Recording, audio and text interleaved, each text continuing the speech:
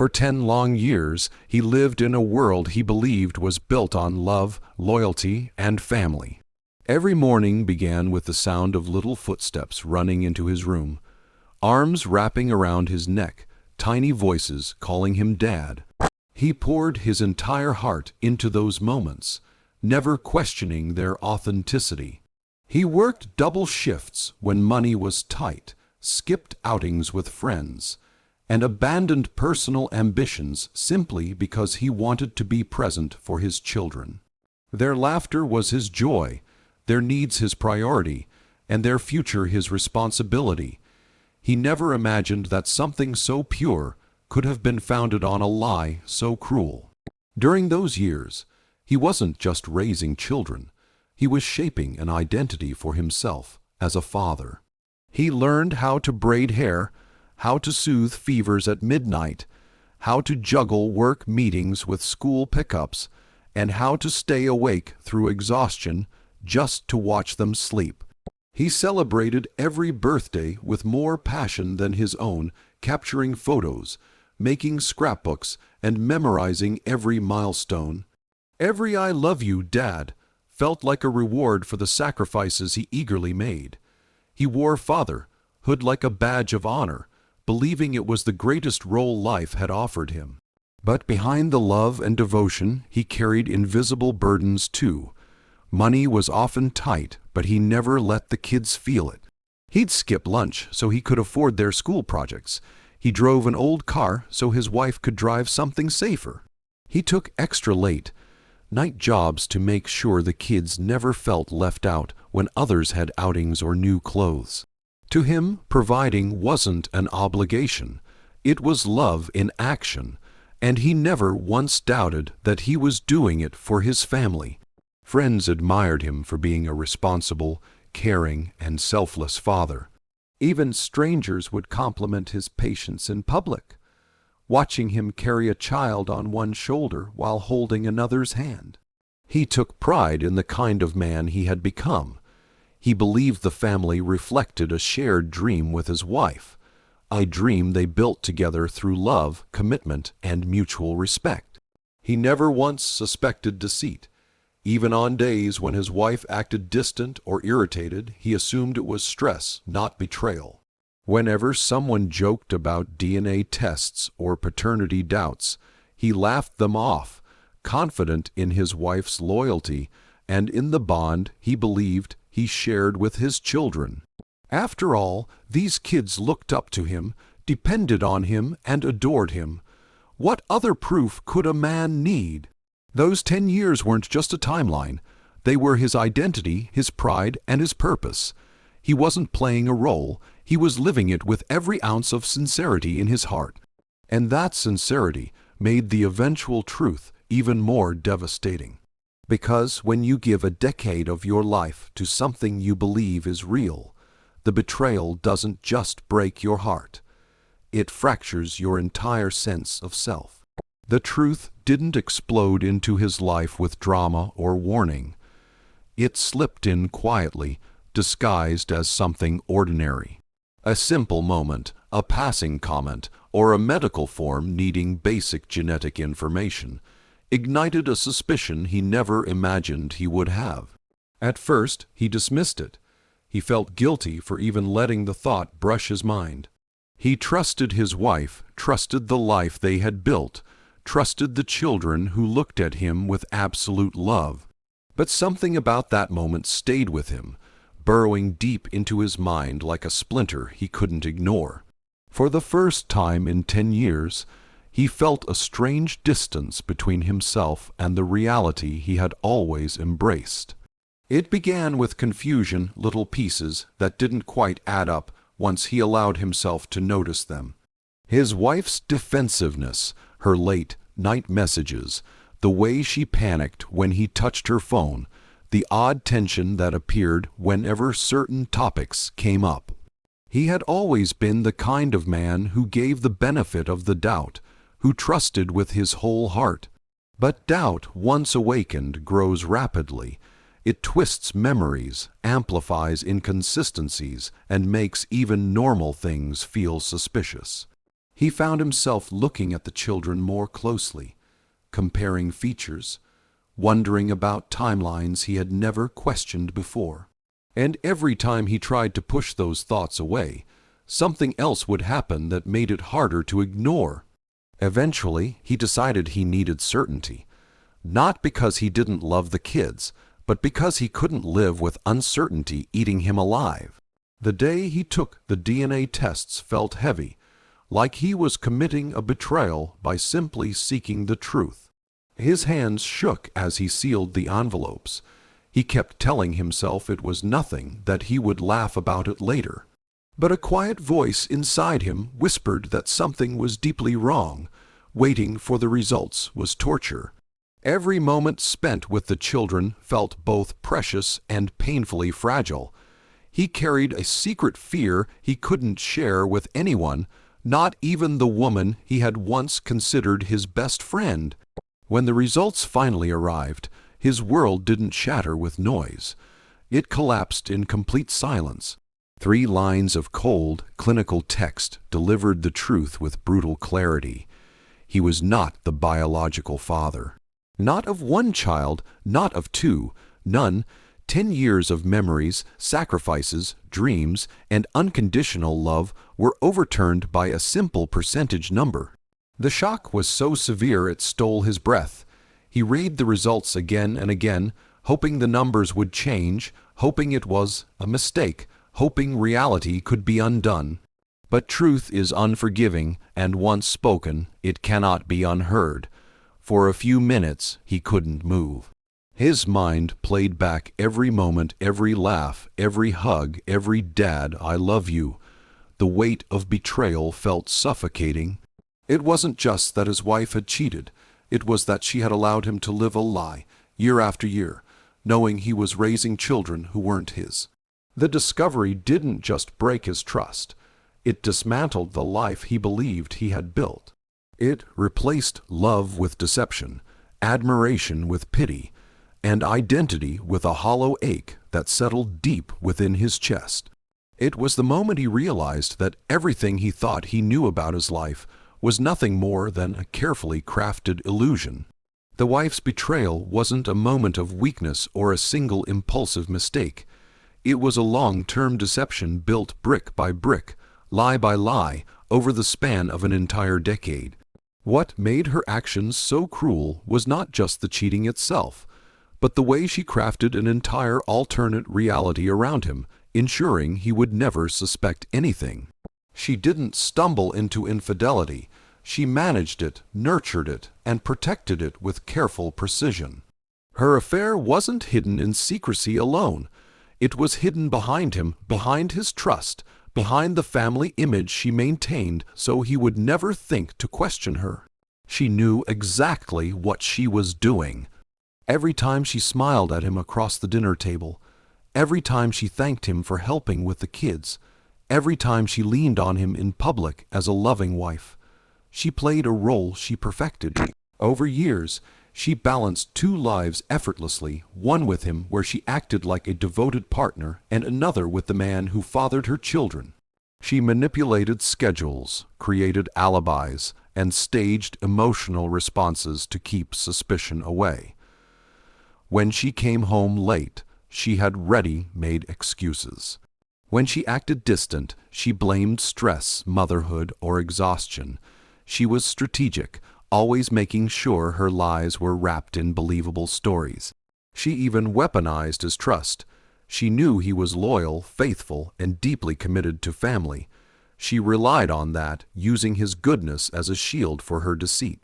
Whenever he asked innocent questions, she twisted them into accusations, making him feel guilty for even entertaining doubts.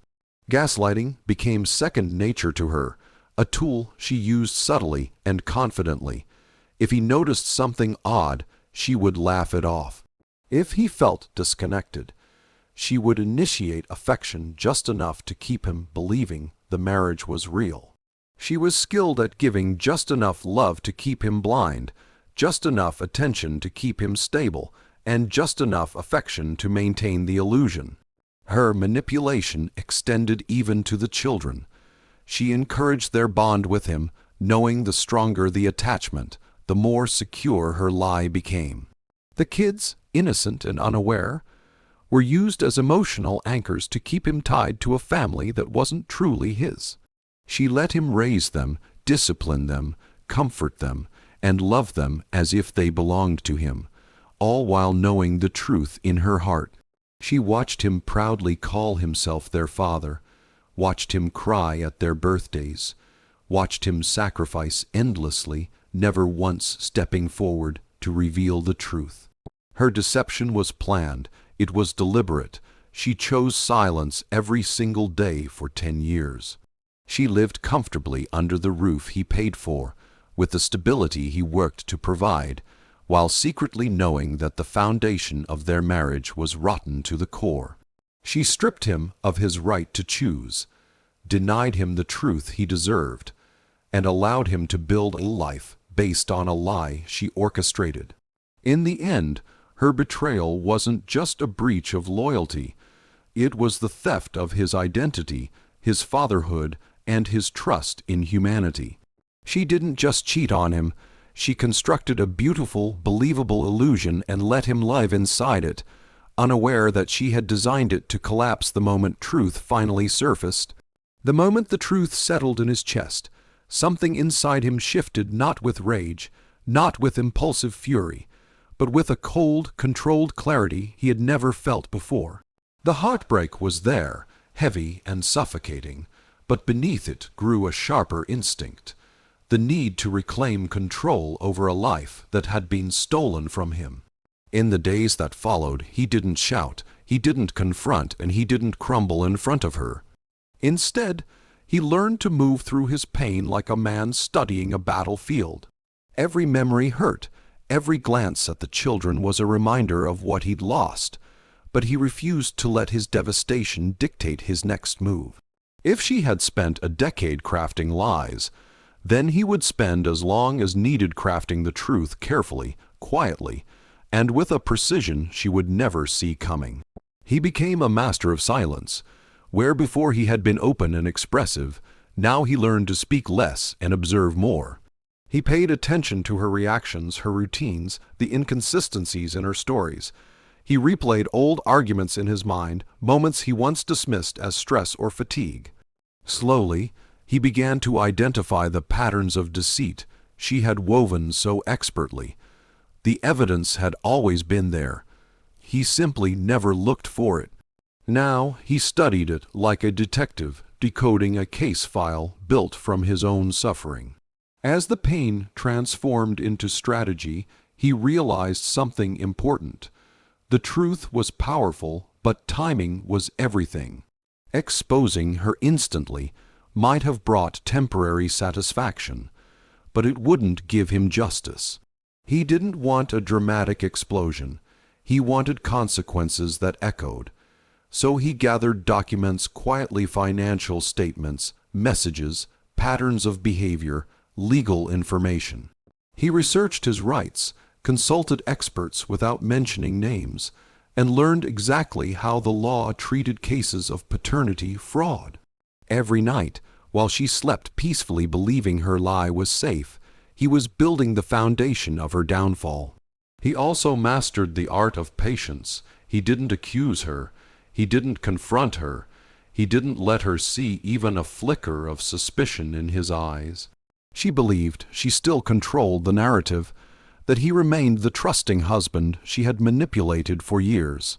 This false sense of security was his greatest weapon. It allowed him to prepare without interference, allowed him to gather every tool he would need to dismantle the life she had taken for granted. And as he prepared, he changed. The man who once lived for his family transformed into someone who understood the weight of betrayal deeply enough to act with purpose. His vulnerability hardened into resolve. His heartbreak became focus. His silence became the sharpest blade he carried. What she mistook for weakness was the calm before a storm she would never be able to escape. The turning point wasn't a moment of anger. It was the moment he decided that revenge would not be emotional, but strategic. He would not scream. He would not beg. He would not fight for something that had never truly been his. Instead, he would reclaim his life piece by piece, while letting her walk confidently toward the consequences she had earned. The hurt made him human, but the strategy made him powerful. And for the first time since the truth shattered his world, he felt a sense of control returning to his hands, cold, quiet, and absolute. When the moment finally came to reveal the truth, he didn't do it with anger or chaos. He did it with a calmness that terrified her far more than any outburst ever could. He presented the DNA results, the documented lies, the timeline of betrayal, and the legal implications with a precision that left her speechless. For years, she had relied on his emotional vulnerability, believing that if the truth ever surfaced, he would be too broken to act. But what she faced now was not a man destroyed. It was a man transformed. Every piece of evidence he laid before her was a brick removed from the life she had built on deception, and with each one, her confidence began to crumble. The consequences were immediate and brutal. She tried to deny it, cried, pleaded, and shifted blame, but the facts were undeniable. Her attempts to manipulate the situation only exposed how accustomed she had become to lying. Instead of winning sympathy, she revealed the coldness behind her actions. When he filed for divorce, he did so strategically, with the timing and paperwork perfectly aligned to protect himself and strip away the comfort she had enjoyed for years. He wasn't seeking revenge in the emotional sense. He was seeking justice. And the law supported him more than she ever imagined it would. Financially, her life began to collapse first. When the court reviewed the evidence of paternity fraud, her leverage evaporated. She could not claim child support from a man who was not the biological father, and she faced serious legal risks for knowingly deceiving him. The home she once felt secure in was no longer hers to control. The stability and comfort she had taken for granted began slipping through her fingers. She tried to negotiate, to bargain, to find sympathy, but he remained calm, firm, and legally unshakable. Every conversation, every court appearance, and every document marked the unraveling of the world she once commanded so confidently.